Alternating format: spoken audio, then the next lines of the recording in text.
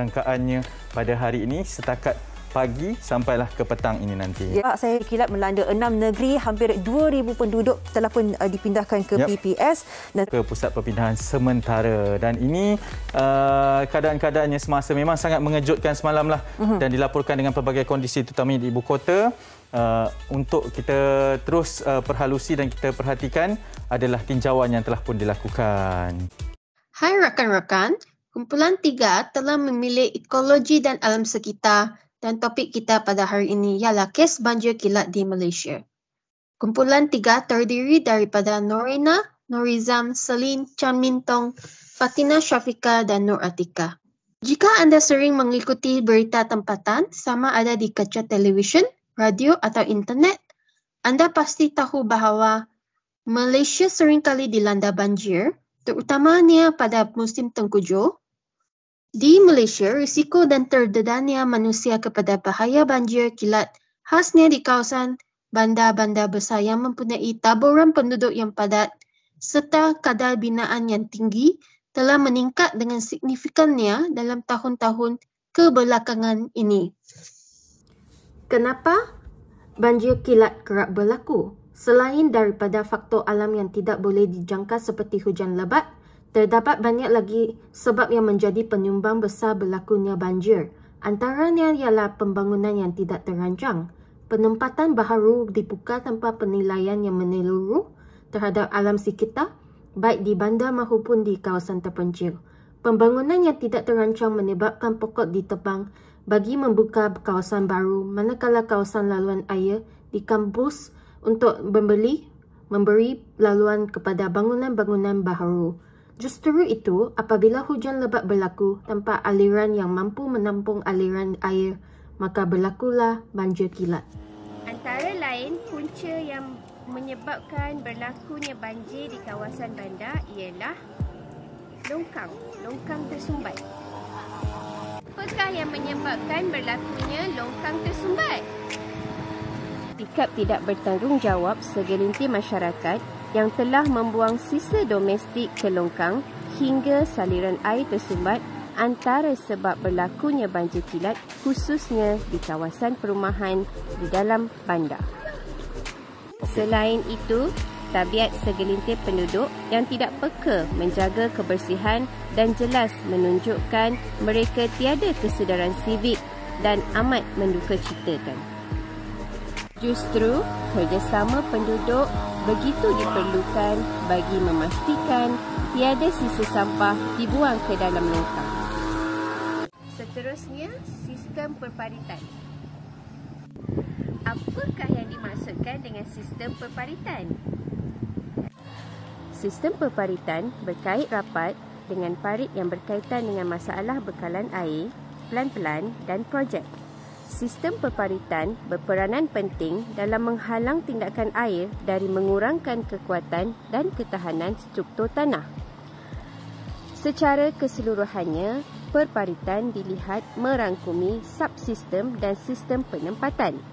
Kejadian banjir yang berlaku di kawasan bandar adalah disebabkan oleh sistem perparitan yang tidak mampu menampung kapasiti air yang banyak akibat daripada pertambahan kawasan tidak telap air.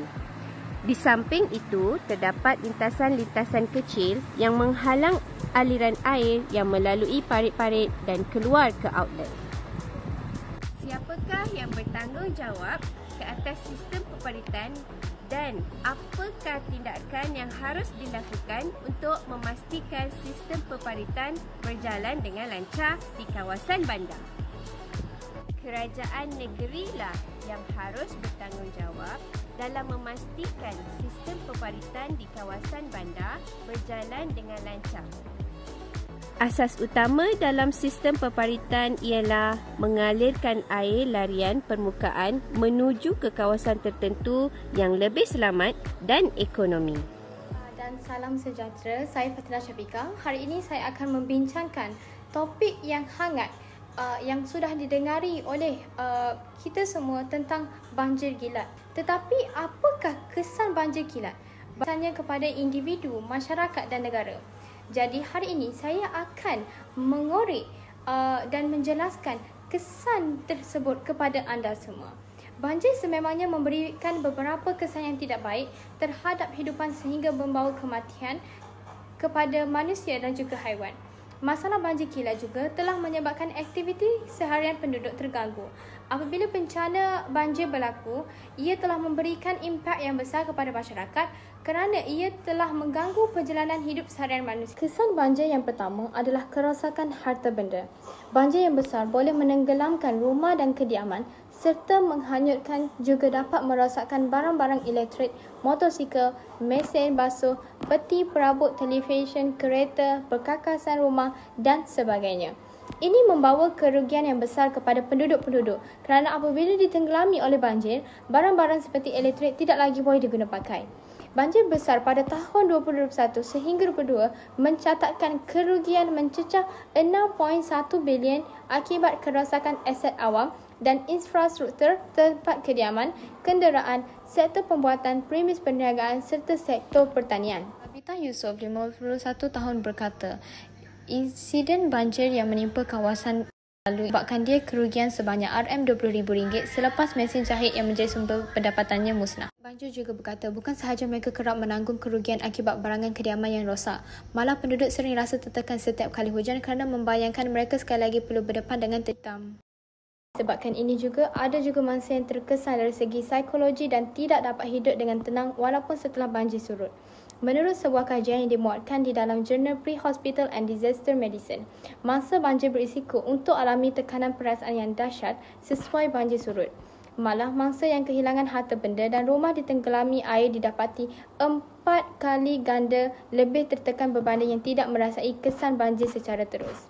Kesan yang paling buruk dibawa oleh banjir adalah kesihatan manusia di mana kejadian penyakit berjangkit mudah dijangkiti semasa dan selepas banjir. Banjir yang berlaku akan menyebabkan sampah sarat dan takungan najis keluar bersama-sama limpahan air. Sampah sarat dan sisa najis ini bertaburan di merata tempat sehingga mengakibatkan penyakit taun dan malaria. Selain itu, masa banjir juga terdedah dengan risiko jangkitan, luka hipotermia dan juga gigitan serangga seperti haiwan berbisa semasa banjir. Dalam pada masa yang sama, mereka juga terdedah pada penyakit bawaan air yang boleh menyebabkan cirit-birit. Banjir juga boleh mengakibatkan kehilangan nyawa terutamanya di kawasan yang rendah, berhampiran dengan sungai. Setiap tahun, banjir akan meragut banyak nyawa tidak kiralah manusia ataupun haiwan. Menurut Keratan Akhbar Sinar Harian, pada 27 Disember 2021, jumlah kematian di seluruh negeri kini telah direkodkan melebihi 39 orang. Haiwan peliharaan yang mati kerana tidak sempat diselamatkan. Terakhir, kerugian kerajaan dari segi ekonomi.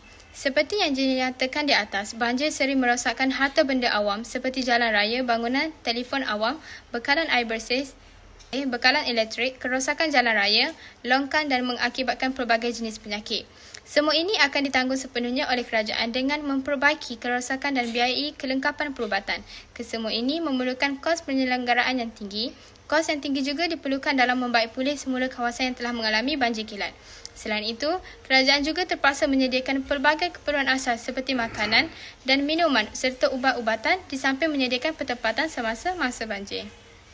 Berita Sinar Harian, pada Januari 2022 lalu, banjir melanda negara pada penghujung tahun lepas dan awal tahun ini telah mengakibatkan kerugian berjumlah 6.1 bilion, bersamaan 0.4% berbanding keluaran dalam negara kasar nominal, demikian menurut Jabatan Perangkaan Malaysia di USM. Di sini kita dapat lihat, negeri yang terkesan adalah Johor, Kelantan, Melaka, Negeri Sembilan, Pahang, Perak, Selangor dan Terengganu, Sabah, Sarawak dan Kuala Lumpur. Berdasarkan laporan itu, Selangor merupakan negeri yang mencatatkan kerugian tertinggi bagi kategori melibatkan tempat kediaman, sektor pembuatan kenderaan dan premis perniagaan.